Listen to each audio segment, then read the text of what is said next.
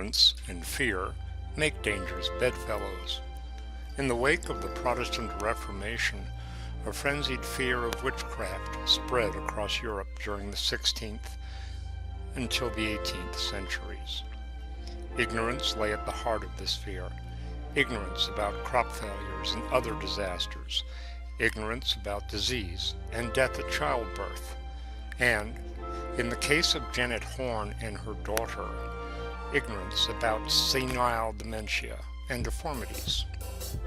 Janet Horne is reputed to be the last person to be burnt as a witch in Scotland.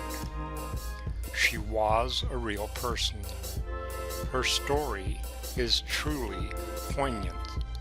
Today, her ghost is said to haunt the spot where she met her fate. Janet began her early years as a lady's maid, in whose service she traveled abroad. Upon returning, she married, and the couple had a daughter. Little is known about what happened during the intervening years, or what happened to her husband. Indeed, Janet may not even be her first name.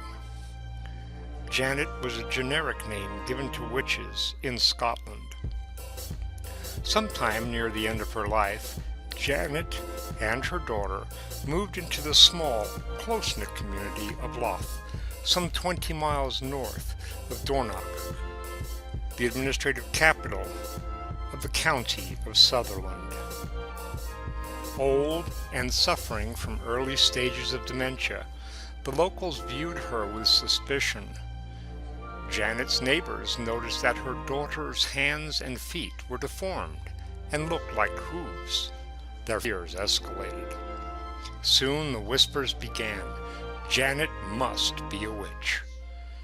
During her nefarious practices, she must have transformed her daughter into a pony and had her shod by the devil, so she could travel around the countryside doing her master's evil bidding.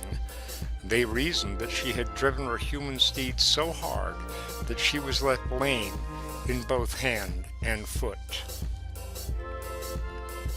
Janet and her daughter were taken to Dornoch and imprisoned in the old tool booth in the town square. Both women were hauled before the deputy sheriff, a Captain David Ross of Littledean, and charged with bewitching pigs and poultry. The woman's legal options were very limited, and the trial was rushed through. As part of her trial, Janet was asked to recite the Lord's Prayer in Gaelic. In her confused state, the old woman misquoted the first line. From that point, the woman's fate was sealed. It was taken as damning evidence that Janet was indeed in league with the devil.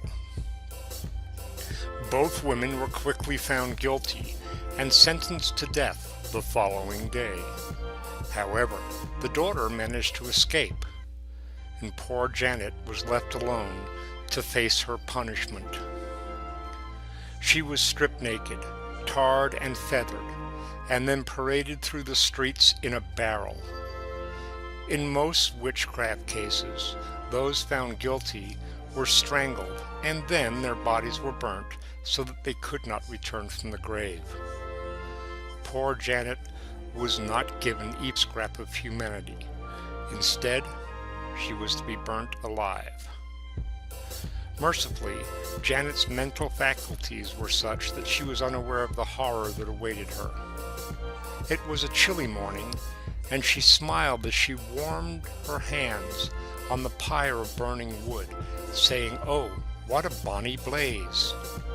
9 years later, the Witchcraft Act of 1563, which had made witchcraft a capital offense, was repealed.